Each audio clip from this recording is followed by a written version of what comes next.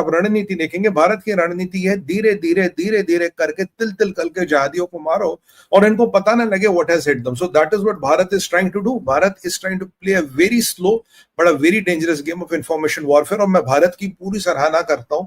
And this is exactly what Bharat should be doing. Let's not give out all the things in one go. Let's time it, let's keep it, let's slowly start opening our cards. That is exactly what Bharat should be doing. और यही भारत ने किया है.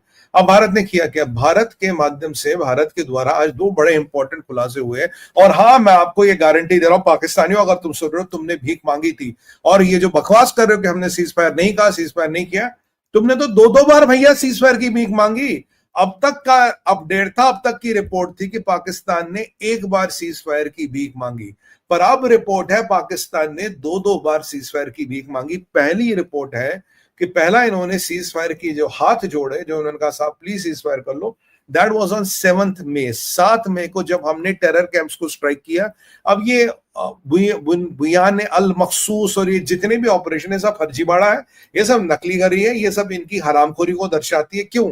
इन्होंने पहला cease fire 7 मई को ही मांग लिया. 7 मई को बोला भाई साहब छोड़ दो, हमसे गलती हो गई, हमें छोड़ दो, हमसे गलती हो गई. पर वो सीज फायर में चाल थी, वो सीज फायर में पाकिस्तान का अलतकिया था, वो भारत ने देख लिया था. भारत उस अलतकिये में नहीं फंसा. भारत ने कहा नहीं भाई कोई सीज फायर नहीं होगा.